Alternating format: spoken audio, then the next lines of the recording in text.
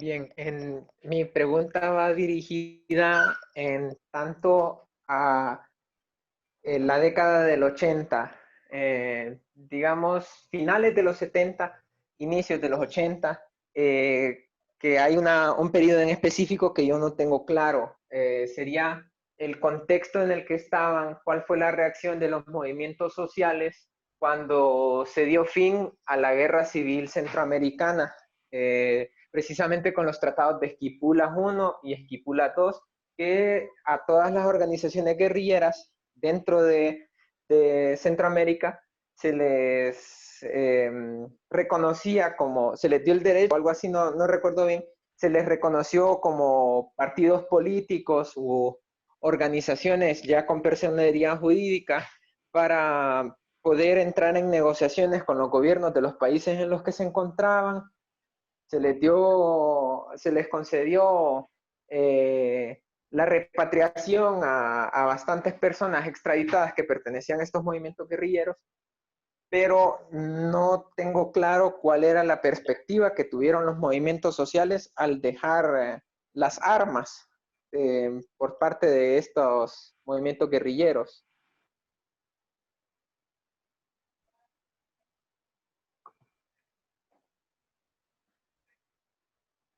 No sé si se entendió mi pregunta. ¿Cuál fue, qué comenzaron a hacer, o más específico, qué comenzaron a hacer los movimientos sociales luego de que se dejó de encarar directamente a los estados eh, con armas? ¿Es para contestar después o es para...? ¿Tenemos más preguntas? Yo creo que podríamos ir evacuando las respuestas ahorita para por si surge otra después. Ah,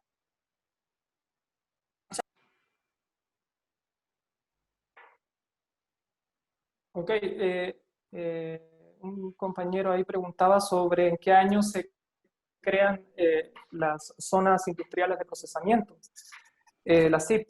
El primer decreto que yo por lo menos tengo constancia se elaboró en el año 87. O sea, eso es gobierno de Ascona.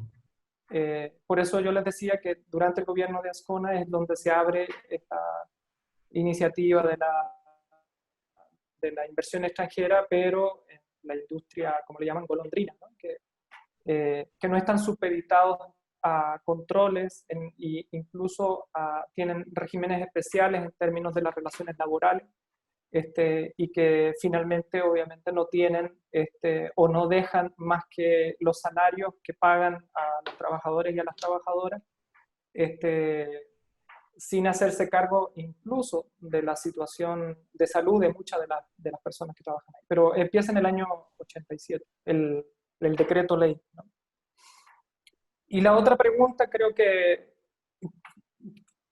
no era mi intención meterme en ese mundo, digamos, porque en el fondo la idea era ver la perspectiva de los movimientos sociales en función de, cómo, de la aplicación sostenida de ciertos modelos, digamos. Y efectivamente, Honduras llega un poco tarde, digamos, en ese proceso, especialmente de estos procesos de neoliberalización de la economía. Y yo diría que eso necesitaba un cierto respiro desde el punto de vista de la situación sociopolítica en el país.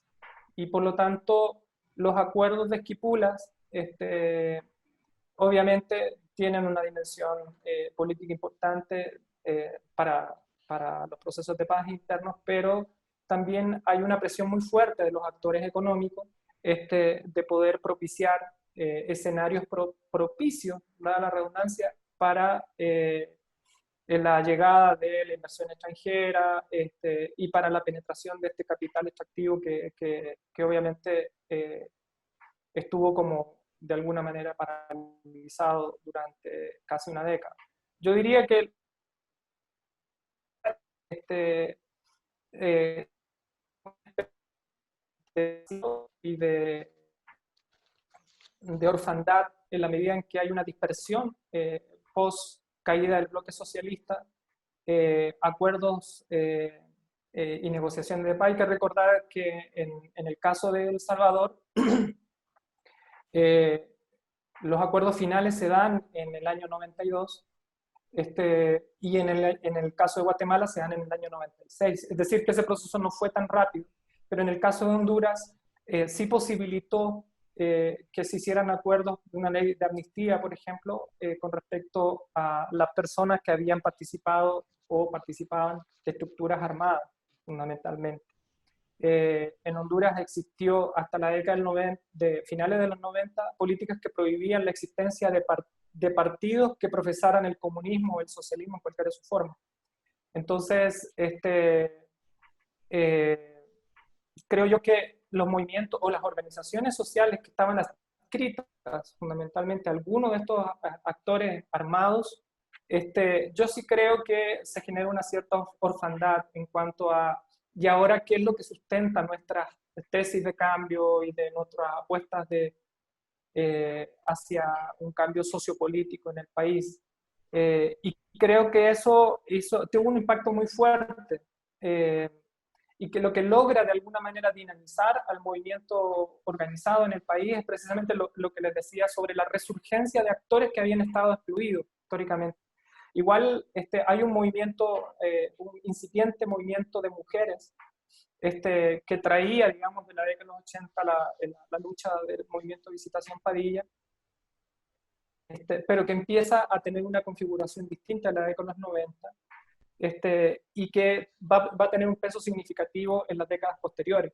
Pero creo que el movimiento más fuerte o más significativo de la lucha antimodelo, digamos, es precisamente el movimiento indígena. Sí, ¿puedo, Luis? ¿Puedo? Sí, sí, Álvaro. Sí, claro.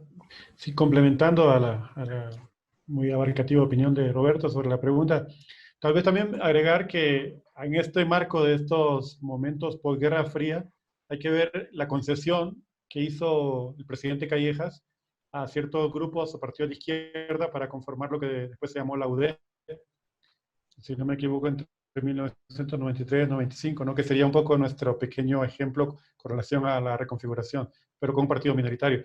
Es importante también ver que los principales movimientos sociales que uno pudo ver en Honduras, entre los campesinos, sindicatos, pobladores, estudiantes, sufrieron, pese a que no tuvimos una guerra como tal, como la que se dio en El Salvador o en Guatemala o en Nicaragua, pero sufrieron una represión selectiva que desarticuló mucho, ¿no? a estos movimientos. Sabemos lo que pasó en la universidad con la intervención en los 80 con Osvaldo Ramos Soto y todo lo que significó el FUD y tal, ¿no? Eso desarticuló y desbancó prácticamente el movimiento estudiantil contestatario que había en la universidad. Con los sindicatos, pues aparte de la represión, también hubo mucha, en los 80, hubo mucha cooptación de dirigentes, ¿no? Para que prácticamente aceptaran las medidas de reducción del empleo público y de otras áreas también privadas, y esto redujo un poco la voz activa de los sindicatos.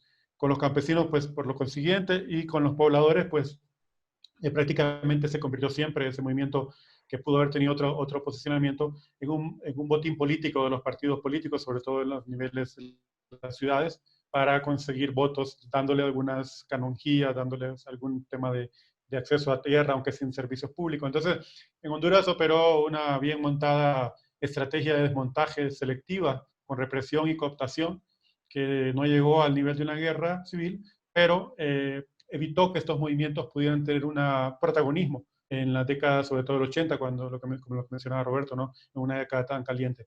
Ahora bien, para terminar el comentario, después de esa brecha de estos movimientos sociales que habían sido muy activos, estudiantes, pobladores, sindicatos y campesinos, y que por diferentes razones en los 80, 90 perdieron bastante protagonismo, no total, pero perdieron, es en el siglo XXI, cuando otro tipo de luchas, sobre todo vinculadas a las que tienen que ver con el territorio, y que es lo que también planteaba bastante Roberto, hacen que surjan y se renueven formas territoriales de resistencia en organizaciones que antes no eran conocidas o son nuevas de alguna manera, y que plantean una contradicción importante del capitalismo que no se había visto, existía, pero no se había visto como conflicto tan fuerte, capital-territorio. Antes lo habían visto como capital-trabajo, con los obreros, campesinados, pero en las últimas décadas tiene una fuerte connotación capital-territorio, y por lo tanto el sujeto que sale no es tanto obrero o campesino que trabaja para una determinada compañía o tal, sino que está defendiendo su territorio frente a una agresión extractivista.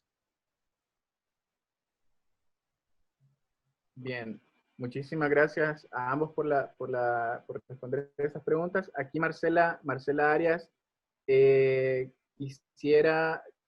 hacer otra pregunta. Dice, entiendo que más adelante en el módulo se va a abordar, pero que le gustaría escuchar a Álvaro desarrollar un poco más la transgresión de los límites físicos del planeta para soportar el capitalismo, que se relaciona y cómo se relaciona con esta pandemia y cómo el impacto es diferente en América Latina desde esta perspectiva histórica de los modelos de desarrollo que has planteado. Sí, lo primero, la transgresión de los límites del modelo capitalista significa que se tiene que producir en una cantidad tal que genera un nivel de desechos que la naturaleza no puede regenerar, no puede procesar, pero también altera los patrones climáticos por todo lo que significa la emisión de gases de efecto invernadero, altera rendimiento, la capacidad de los suelos por la producción masiva de producción agrícola para exportaciones, monocultivos, etcétera. En el caso concreto de la pandemia, independientemente de qué sea la razón por la cual realmente se generó y salió este virus, es lo que le llaman comportamientos zoonóticos, es decir, la invasión a las áreas silvestres por parte de los seres humanos para construir plantaciones o para urbanizar, etcétera, significa que estás atentando contra la forma en cómo se reproduce la vida en esos ecosistemas. Y al ser alterados, buscan una forma de sobrevivencia. Y una forma de sobrevivencia es la mutación, en este caso, de animales a seres humanos, por esa misma transgresión. Esa sería la explicación básica de la lógica del coronavirus, una perspectiva. Y cuanto a cómo se afecta a Latinoamérica, no sé si entendí, perdón Luis, era cómo el impacto de la pandemia tenía que ver en particular con Latinoamérica por sus enfoques de desarrollo, ¿no? Sí.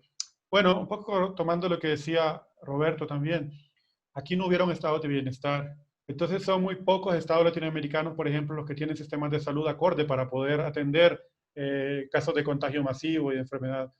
De hecho, si ustedes analizan, muchos de los países que aplicaron estas medidas tan draconianas de cuarentena total, en realidad, en el fondo están escondiendo el miedo de que sabían que sus sistemas de salud no podían atender un determinado número de personas y, entre comillas, era más fácil cerrar el país. Entre comillas digo porque hay un impacto económico severo que nos va a perseguir por un buen tiempo. Entonces, la falta de sistemas de salud adecuados, ¿verdad? Que además fueron desfinanciados, no solo en América Latina, pero en el mundo, pero en América Latina, este desfinanciamiento de los sistemas de salud hace que nosotros estemos menos preparados para poder atender a ese tipo de emergencias, además de las condiciones estructurales de saneamiento, de hábitat. Por ejemplo, ahora yo vivo en Ecuador y ustedes se dieron cuenta de lo que pasó en Guayaquil, ¿no?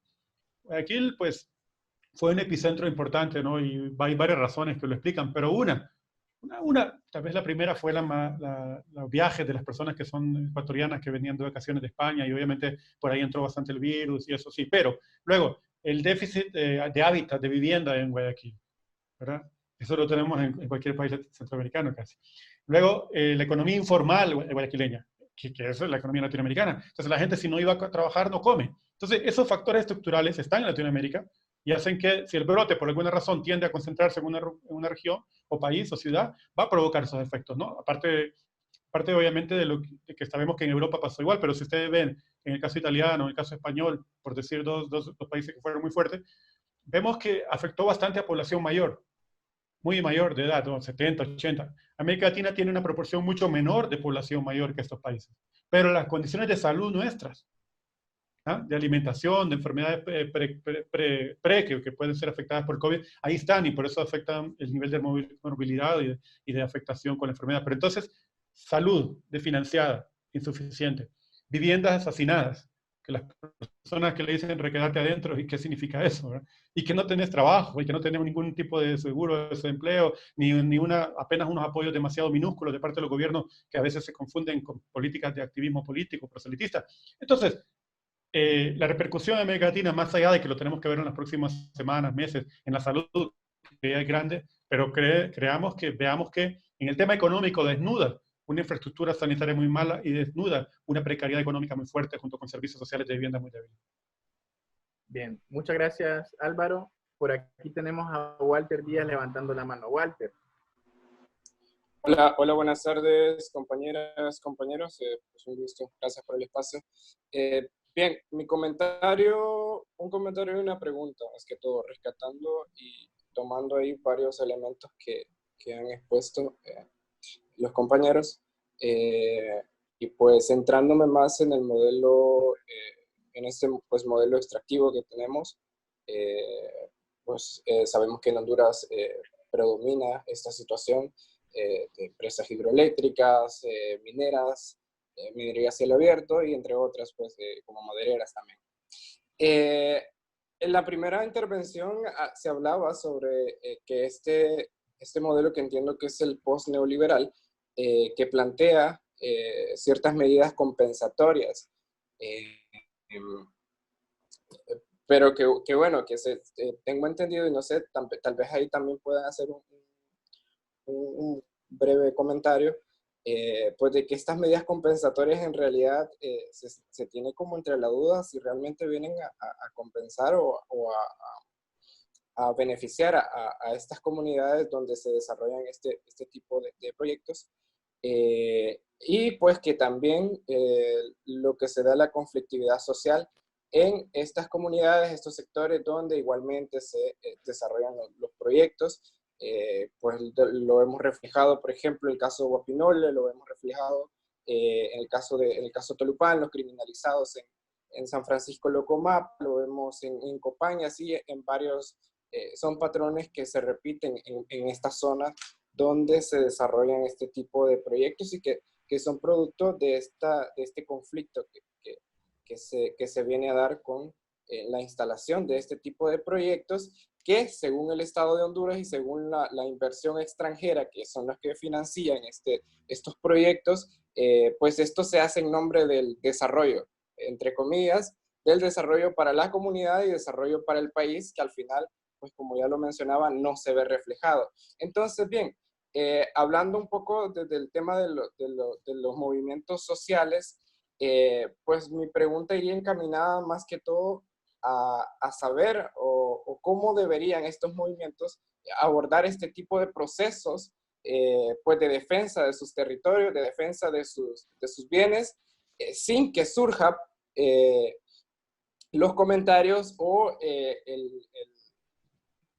los señalamientos, pues, de que estos procesos se hacen, pues, en contra del desarrollo, en contra de, pues, el desarrollo de las comunidades. Entonces, ¿cómo abordamos o cómo se aborda desde los movimientos sociales este tipo de procesos sin que surja ese comentario de que se está en contra del desarrollo?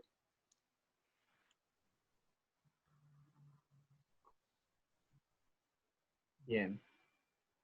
Álvaro o Roberto. Álvaro, Roberto, primero. Va, Roberto.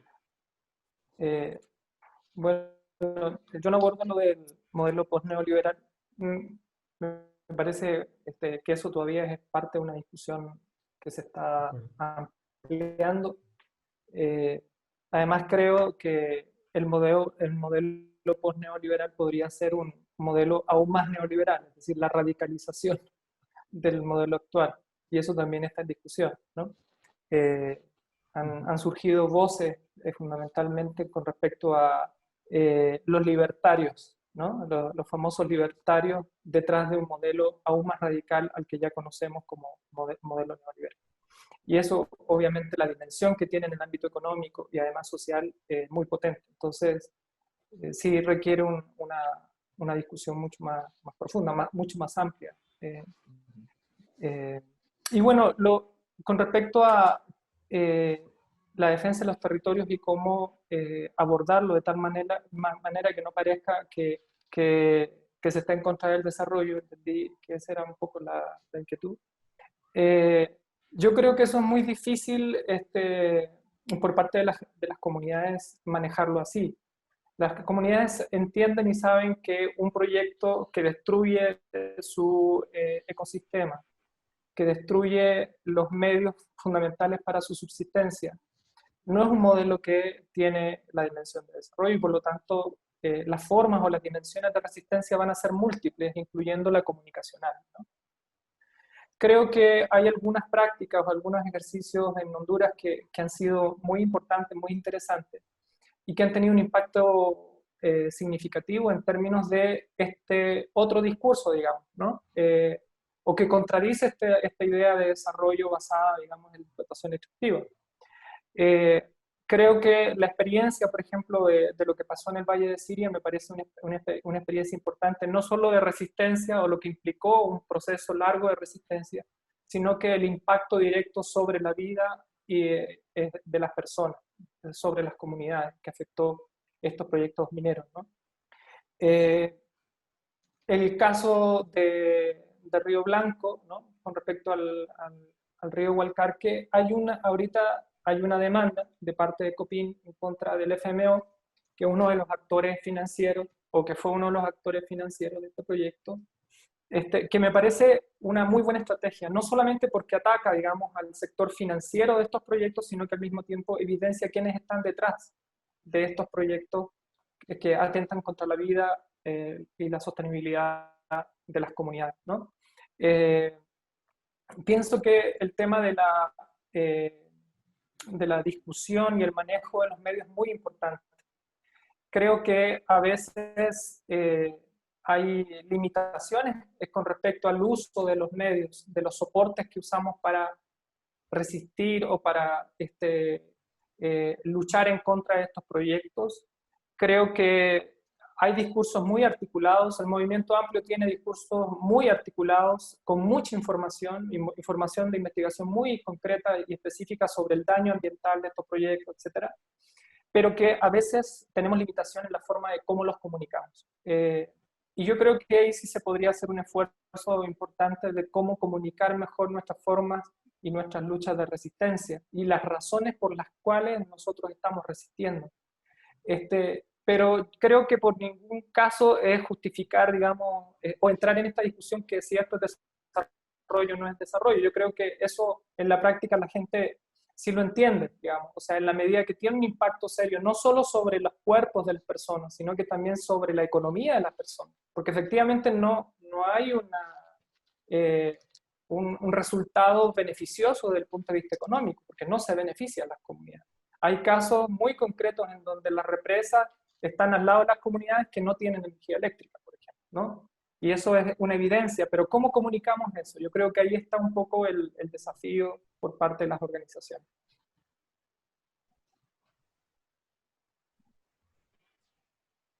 Tenemos un comentario por acá de Madeleine Osorio que dice: las enfermedades de origen zoonótico no solo provienen de la explotación de los recursos naturales o la invasión del ser humano hacia nuevos ecosistemas, también provienen de la interacción de nuestra especie con los diferentes animales domesticadas para el consumo.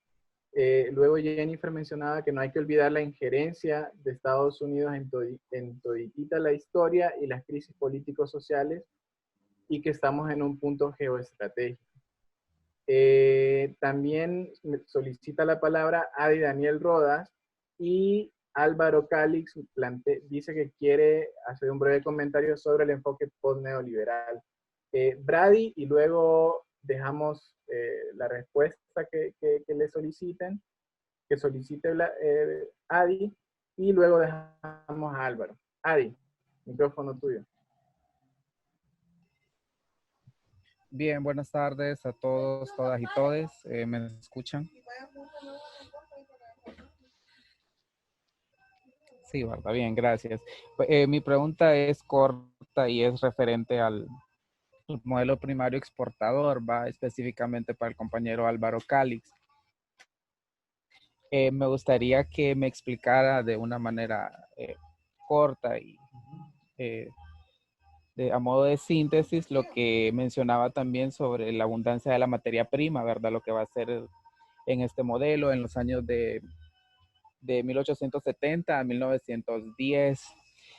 Hablaba también sobre unas economías de enclave y la creación de los famosos comisariatos, que estos pues van a ser encaminados a que la economía del país gire en torno al capital extranjero.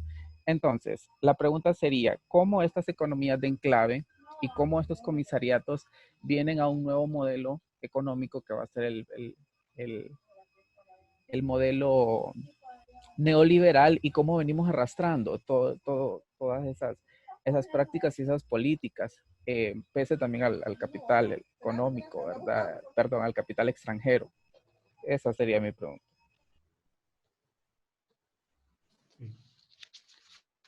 Sí. Gracias. Veo un comentario sobre el enfoque, porque no se le considera un modelo a las ideas neoliberales, ¿no? No es un modelo porque no tiene una solidez ni teórica ni de prácticas estándar, no, no. Se le llama enfoque porque representó diferentes posibilidades de salida o de crítica a algunas de las medidas neoliberales más duras o más drásticas. Ni siquiera a veces el desmontaje de las medidas neoliberales desde lo que fue la práctica de los gobiernos progresistas. Sin embargo, sí hay una diferencia, por ejemplo, entre medidas neoliberales de compensación, que son como las que se ven en Honduras y en otros países centroamericanos, son medidas típicas neoliberales, como que das una transferencia, como que das una bolsa de comida, esto, ¿verdad? Ese tipo son compensaciones básicas que no significan ni siquiera una gran cantidad de recursos para el Estado, representan menos del 1% del PIB, por decir algo. Estas medidas compensatorias vienen con una clara herencia neoliberal.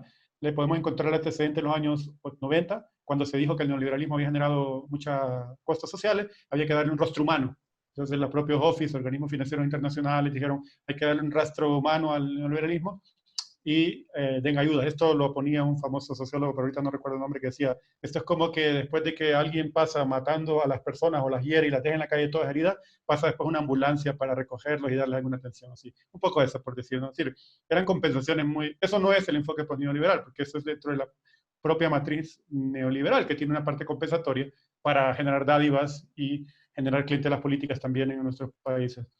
El modelo neoliberal, aún en sus versiones más básicas, plantea por lo menos que si vas a exportar determinados recursos naturales, le vas a cobrar, vas a tener un mayor excedente de esa riqueza para transformarla no solo en transferencias condicionadas básicas, sino también para fomentar tu mercado interno, para aumentar las inversiones en salud, educación e infraestructuras. Eso lo vimos en países como Ecuador, lo vimos en países como Brasil, lo vimos en países como Argentina, ¿verdad?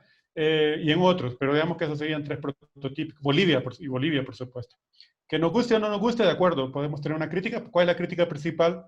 Que no pudieron o no intentaron cambiar el tipo de especialización productiva de la región, de acuerdo, no lo intentaron. Y por lo tanto, más bien agudizaron conflictos socioambientales. Porque como necesitaban más renta, ellos permitieron mayor avanzar en esta frontera extractivista. Eso es cierto. Entonces, para ver que hay que distinguir entonces entre las medidas típicas de compensación neoliberal, que eran muy puntuales, muy focalizadas, con las que ya podrían verse en una aspiración de política un poco más universal hasta cierto punto de gobiernos progresistas con enfoque post-neoliberal. Con toda la crítica no estoy defendiendo, solo quiero hacer el matiz nada más, para que no se malentienda esa parte. Y qué interesante lo que menciona Roberto también, ¿no? Dentro de lo que ya sería, bueno, yo diría que ahí no es post-neoliberal pues, en sentido, sino que más bien es ultraliberal, que son los libertarios, ¿no? Eso es cierto, algo que hay que prestarle atención porque han obtenido cierto poder. Piensen ustedes que todo el tema de las sedes en Honduras es desde una concepción ideológica libertaria, ¿sí? No Estado, ¿no? Sino que todo como algo casi privado. ¿Sí? Interesante tener presente este enfoque libertario. Y sobre la pregunta, era una pregunta compleja, ¿cierto? Vamos a ver si la conté bien. Ya, déjenme buscarla bien. A ver, ¿quién preguntó? ¿Cómo se llama? ¿Quién preguntó? Adi Daniel Rodas. Adi, que quería... Sí, yo sí la capté, solo para el nombre. Daniel, es muy interesante tu pregunta porque yo mencionaba en una lámina que no había realmente una superación de un enfoque sobre otro eliminando al anterior. Hay una gran relación y especialmente entre el modelo primario exportador y el neoliberalismo hay una gran integración, una gran relación. Hay diferencias, por supuesto, pero marcadas por el contexto globalizado de los 90 para acá, 80, 90 para acá, que no estaba necesariamente en la economía mundializada del 1870, 1910. Era otra lógica.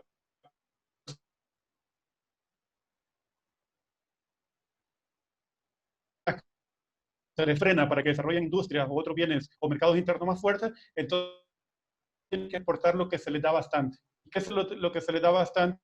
Bienes naturales, recursos naturales, ya sea en aquel momento eran básicamente productos agrícolas. Honduras entra bueno, de una forma muy incipiente a esta economía mundial con productos como el añil, el algodón, café, que no se pudo lograr, aunque los gobiernos de las reformas liberales querían que el café se convirtiera en un producto estrella de exportación, en ese momento no lo lograron, y el banano fue el que pudo cumplir esa función, sobre todo ya desde 1900 en adelante, con las enclaves bananeros, ¿no? ¿Cierto? Entonces, entre lo neoliberal y la primaria exportador, hay la diferencia en términos de producción sería que en el modelo neoliberal le agregaste a esos productos tradicionales agrícolas de exportación, le agregaste los productos agrícolas no tradicionales para satisfacer ciertos nichos especiales de mercado. Por eso en Honduras y en otros países surgió eso de que exportemos camarón, tilapias, en otros países flores, ¿verdad? Cacao, pero es lo mismo. Y el otro elemento neoliberal es, dado las cadenas de valor global, o sea, la división internacional del trabajo más profundizada a través de cadenas de valor global, que nosotros entonces hagamos piezas básicas de la gran industria mundial, es decir, maquila textil, por ejemplo. Entonces haces una parte muy básica, esa materia prima viene importada, nosotros solo se hace un pequeño aporte y vuelve a salir y tal. La ganancia aquí es muy poca, un poco de salario y nada. Eso es la diferencia. O en México hay maquila de automóviles, ¿sí? Pero todo es casi importado.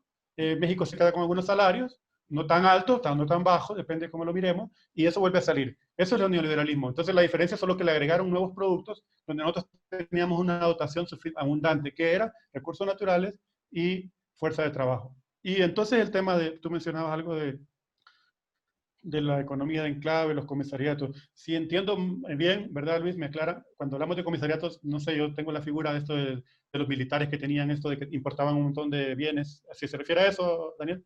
Sí, ¿verdad? Si es a eso, pues bien. Esto refleja justamente, ¿no? Nosotros exportamos bienes naturales en bruto, a granel, e importamos bienes más sofisticados, ¿no? O que no se pueden producir acá, y eso está significando que tengamos que gastar una gran cantidad de divisas sin importar esos bienes, importarlos, que superan a los que nosotros exportamos en cantidad, en dinero. Y por lo tanto, no nos ajusta y tenemos que adquirir deuda. ¿Ah? Tenemos que endeudarnos más y por consumir esos bienes importados, que no son ni siquiera maquinarias ni bienes de capital a veces, tenemos que endeudarnos más, tenemos déficits fiscales más o menos altos, o simplemente contraemos los gastos importantes en salud, en educación, seguridad social e inversión. Entonces, esa doble lógica perversa que mencionaste se mantiene en muchos países latinoamericanos. Tenemos que vender mucho de nuestros productos naturales para poder comprar unos cuantos muchos bienes de consumo que nos cuestan más y deteriora lo que se llaman los términos de intercambio. No sé si contesto un poquito ahí la pregunta, pero eso, ¿no? Que hay una muy fuerte relación entre el modelo primario exportador y el modelo... Dice Adi que sí con una manito. Así que vamos a ir con la siguiente pregunta de Salvador Zavala. Vamos a ir pensando también en cerrar muy pronto. Dice, ¿qué factores podrían aportar al que se tome la dirección en Latinoamérica sobre teorías como la de CISEC en cuanto al tiempo que vendría post-crisis, post-COVID o como los libertarios que le contradicen al pregonar un incremento del capitalismo, tomando en cuenta el constante cambio de dirección en los gobiernos que se han visto en las últimas décadas y viendo las consecuencias que esto conlleva en la política ecológica versus extractivista que prolifera en la región, incluso contando la injerencia de Estados Unidos en la región y las posibilidades que trae el desarrollo de su crisis. Creo que eso está bien ligado a lo que mencionaba Álvaro y a lo que mencionó también Roberto en qué va a pasar en este post-pandemia y con el modelo económico al final, pero les dejo la palabra a ustedes.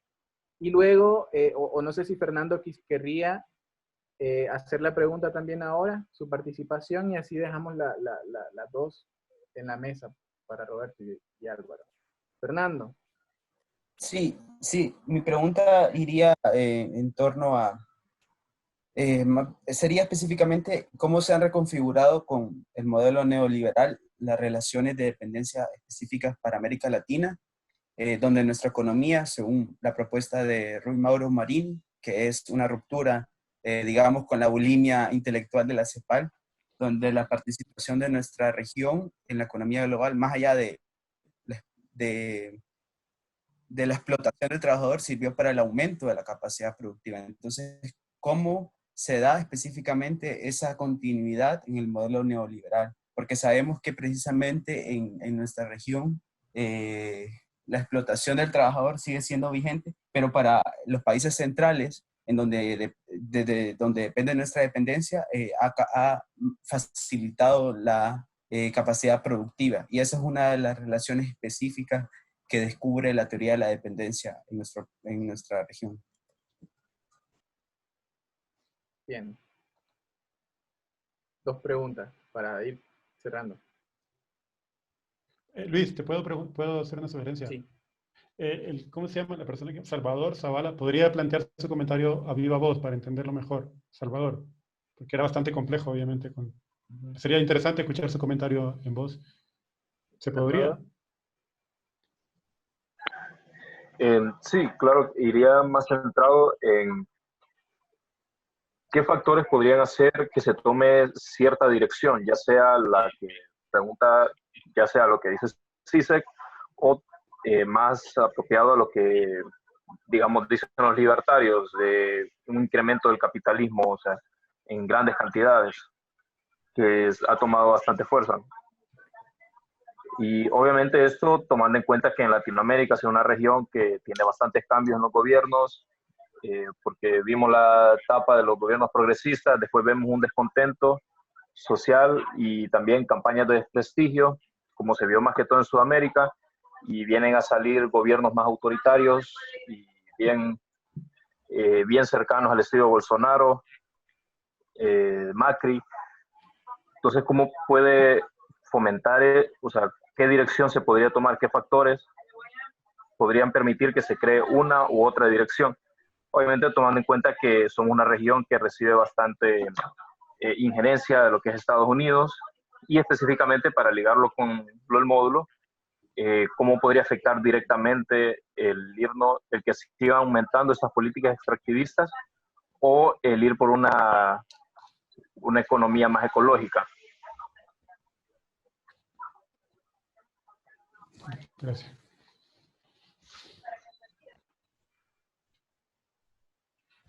Yo tal vez haría un comentario sobre la pregunta sobre los factores que podrían orientar, ¿no?, la dirección de ciertos modelos.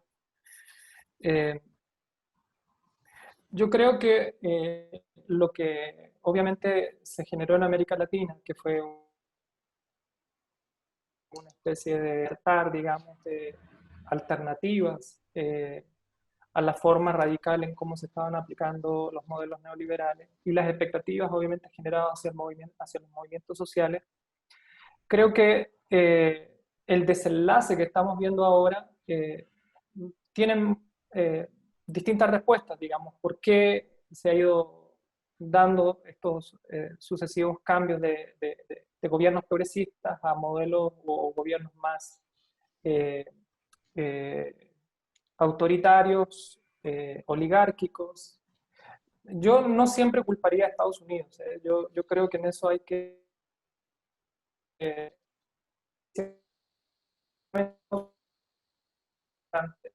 en algunos casos puede llegar a ser determinante, pero creo que hay factores internos también que ayudan a entender, digamos, estas dinámicas y estas apuestas.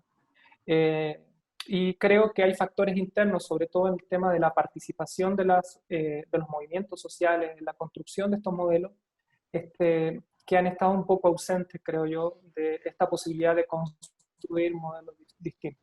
Y como decía Álvaro, también estos modelos han empujado una tensión muy fuerte sobre esta explotación sin límite de los recursos porque son nuestros, ¿no? Entonces, eso ha pasado en Bolivia, también sucede en Venezuela, sin restarle obviamente el peso a Estados Unidos, pero sí me parece que sí hay dinámicas internas y que tienen que ver también con la correlación de fuerzas internas, que de alguna manera también se mueven en función de estas incapacidades de algunos gobiernos también de crear ciertas alianzas estratégicas con amplios sectores que puedan dar luz a modelos alternativos, digamos, al que hemos conocido, ¿no? Hasta ahora. Y creo que ahí los factores podrían moverse también en función de cómo esa correlación de fuerzas actuales, es decir, del papel que están jugando los actores de los movimientos sociales, pudiesen tener más peso, digamos, en la posibilidad de construir alternativas no solamente al neoliberalismo, al capitalismo como un sistema. Y ahí yo creo que también hay una responsabilidad muy fuerte sobre el modelo de representación que está muy cuestionado también en América Latina, es decir, los partidos políticos, los liderazgos, las ideas de vanguardia, etcétera, yo creo que están muy cuestionados y que han tomado un cierto protagonismo en este sentido, nuevos actores sociales y que creo que tienen mucho todavía que decir y decidir en este sentido. Creo que ahí hay una apuesta importante, un desafío importante para la organicidad social frente a estas distintas apuestas de cambio. Si antes era un horizonte político, por ejemplo, el socialismo, eso se desdibujó, se perdió en el tiempo. Y quienes colocaron en sus esperanzas y su perspectiva, digamos, de cambio ahí fueron las organizaciones sociales, el campo popular, digamos.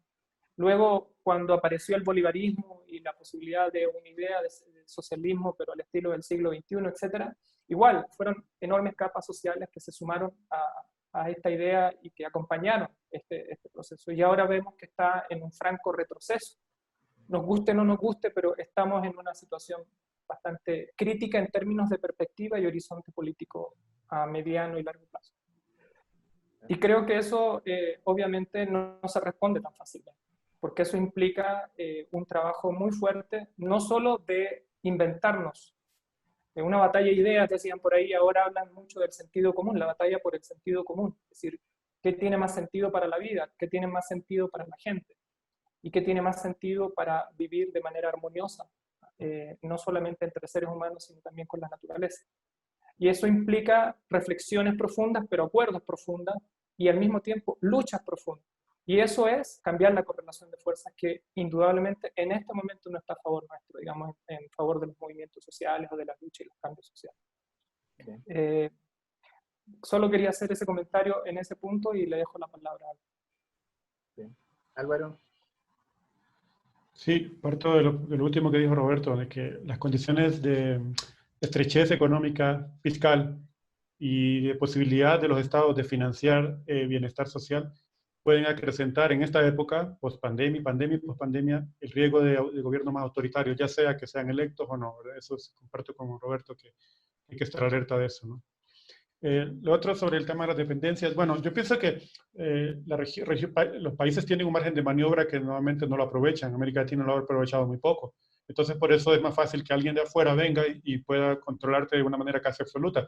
No es que no determina mucho esa presión del que viene de afuera, la potencia de turno, como pasó con Inglaterra en su momento, ahora Estados Unidos, pero hay un margen de maniobra que es diferente para los países que lo aprovechan distinto. Uno está viendo ahora, sin perjuicio de que son métodos muy distintos, el de China con el de Estados Unidos, obviamente la injerencia política que hace Estados Unidos no la muestra China, al menos no en Latinoamérica, pero está adquiriendo activos importantes de nuestra región, ¿cierto? Entonces estamos de alguna manera cambiando un poquito también la hegemonía económica poco a poco hacia un nuevo amo, porque nosotros, esa es la manera que estamos actuando. Hay muchas restricciones externas, pero nos acoplamos muy fácilmente, las élites se acoplan muy fácil a eso, ¿no?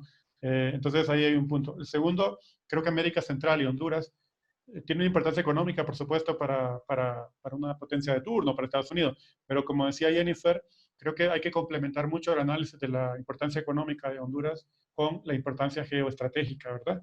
Porque si uno revisa un país como Honduras, o como El Salvador o Guatemala, en cantidad, nuestros recursos naturales son relativamente pequeños con los países más grandes, México, todos los sudamericanos, ¿verdad? No es que no tengamos, sí somos importantes, de hecho por eso tenemos esas inversiones extractivistas, claro, pero en el gran mercado somos relativamente marginales. Entonces creo que pesa bastante el tema de la ubicación geoestratégica, esto de las costas, la ubicación donde estamos, todo eso es muy importante y hace que seamos tan importantes en el control para la potencia de turno, ¿no? No estoy negando que no tengamos una importancia económica, solo quería poner en el nivel otro también. Sobre el tema de las restricciones, América Latina ha tenido fundamentalmente siempre, se le dice dos restricciones, las restricciones externas, la de capital y la de tecnología, y a la vez un mercado interno muy débil. Una de las prioridades de América Central y de América Latina es la integración económica. Sin embargo, la hacemos muy poco. Está muy subestimada, muy desperdiciada.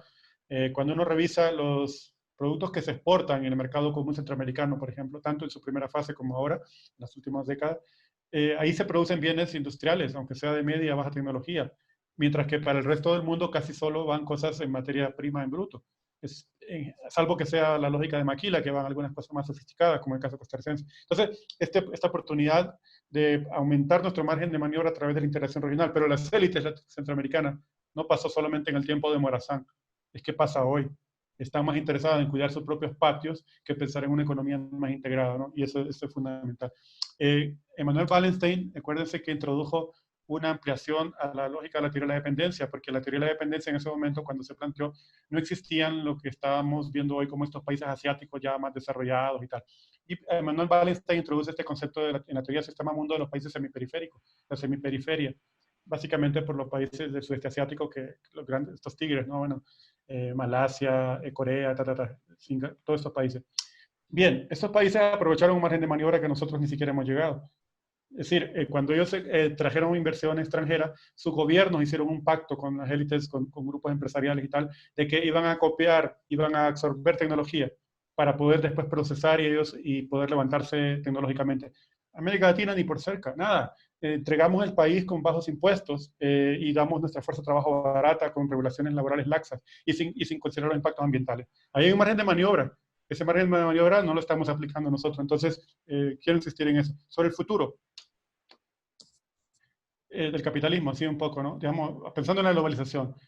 Algunos piensan que vamos a regresar exactamente al día anterior del tiempo pre-COVID, ¿no? Es muy difícil que regresemos a ese exactamente. ¿Por qué? Porque quedó de manifiesto algunas vulnerabilidades del sistema económico capitalista globalizado. Por ejemplo, el haber puesto casi tanta dependencia de las cadenas globales de suministro, cadenas globales de valor en China y en países asiáticos, en tiempos de emergencia como este muestra su debilidad. Además, hay un interés de Estados Unidos en relocalizar las cadenas de valor. Entonces, eso significa que podemos asistir en estas guerras económicas que tenemos a una presión por relocalizar las cadenas de producción.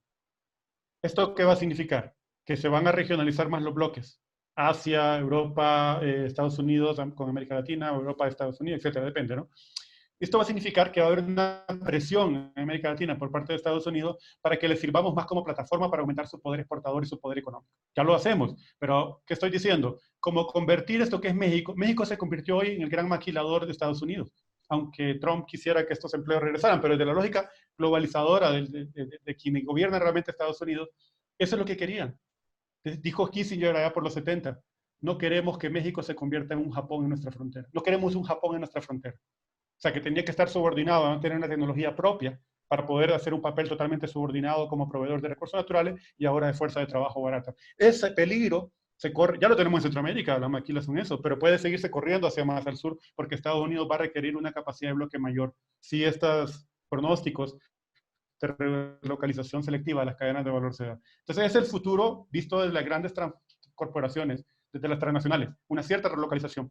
Pero eso va en contra de un proyecto de integración más latinoamericano, más centroamericano y más nacional. Nosotros deberíamos estar pensando más en una integración desde lo local, ¿verdad? Con circuitos y escalas más cortas de producción. Y si vamos a relacionarnos con América Latina, con otros países, debería ser una relación más complementaria y no en lo que pasa en Centroamérica, ¿cómo le llaman esto? Competencia hacia abajo. Todos bajando los impuestos, todos bajando las relaciones laborales para que quién atrae más inversión. Ese tipo de relación económica es fatal. Debe haber una complementariedad.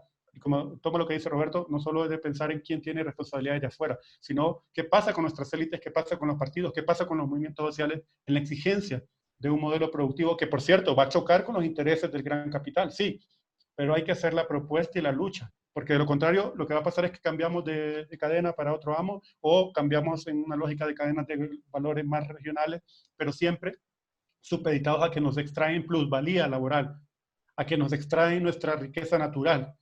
Eso hay que tenerlo muy claro y cualquier agente de cambio, cualquier persona que está, tiene que tener bien claro. Tenemos que luchar por una mayor autonomía, autosuficiencia productiva. Que no significa cerrarse el mundo, pero mayor autosuficiencia. Ese concepto hay que trabajarlo bastante. ¿Qué significa una mayor autosuficiencia regional productiva? Sin que eso signifique un cierre total con el mundo. Creo que hay una beta importante de análisis. Gracias.